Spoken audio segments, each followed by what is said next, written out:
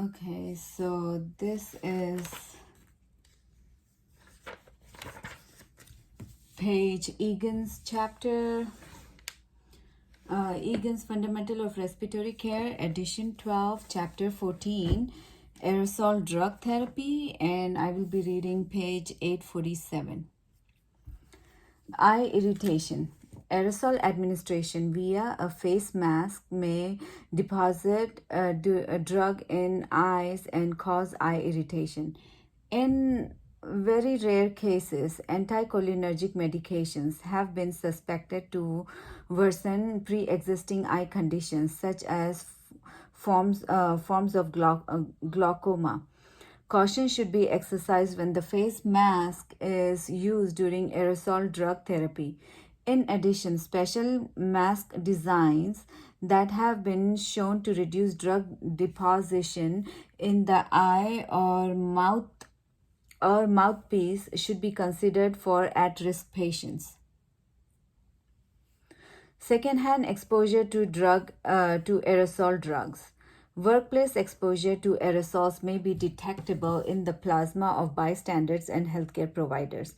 Repeated secondhand exposure to bronchodilators is associated with increased risk of occupational asthma.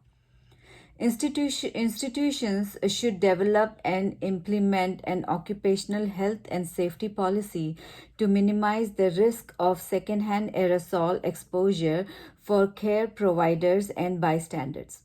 Implementation of an occupational health and safety policies should include using systems that introduce less fugitive emissions of aerosols to the atmosphere generated by both aerosol devices and patients.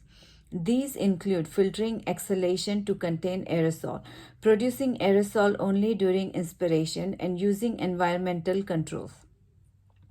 Up to 70% of aerosol generated by the small volume nebulizer (SVNs) directly enter the environment. Unless filters are placed in the expiratory limb, 40% of aerosols produced during mechanical ventilation are exhausted to the air of the intensive care unit (ICU). Aerosol drug delivery system. Effective aerosol therapy requires a device that quickly delivers sufficient drug to the desired site of action with minimal waste and at a low cost. Aerosol generators in use include pressurized meter dose inhaler (PMDI) with or without spacers or valved holding chamber (VHCs), dry powder inhalers (DPIs), small and large volume jet nebulizers, hand bulb atomizer, and nasal spray pumps, ultrasonic nebulizer (USNs), and vibrating mesh (VM) nebulizers, as well as numerous emerging technologies. Pressurized meter dose inhaler. The pressurized meter dose inhaler (PMDI) is the most common prescribed method of aerosol delivery in United States. The PMDI pressurized meter dose inhaler is portable, compact, and easy to use and provide multi-dose convenience.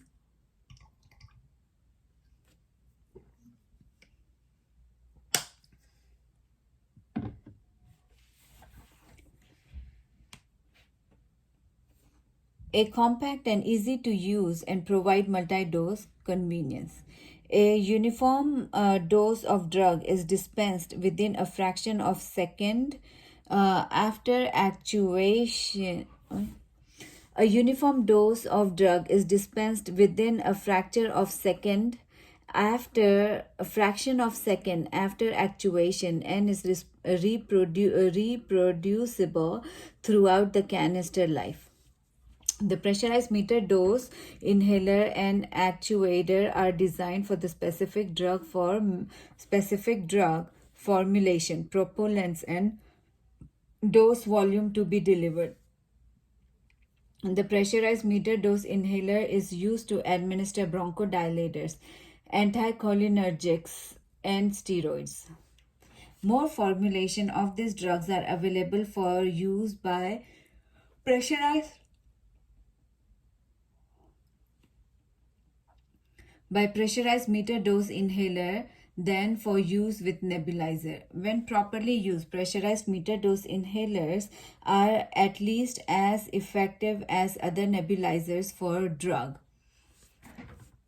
delivery. For this reason, PMDIs, pressurized meter dose inhaler, often are the preferred method for delivering bronchodilators to spontaneously breathing patients and patients who are intubated and undergoing mechanical ventilation. Although pressurized metered dose inhaler have relatively easy to use design, patients commonly misuse them during therapy. Most pressurized metered dose inhaler are press and breathe,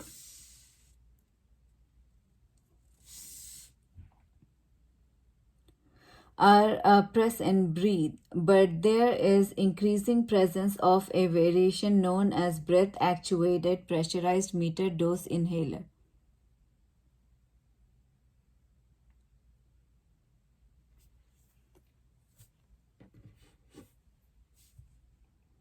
Are shown. The pressurized meter dose inhaler appears to be simple device, but it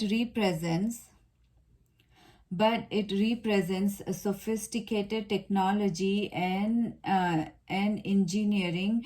A PMDI is a pressurized canister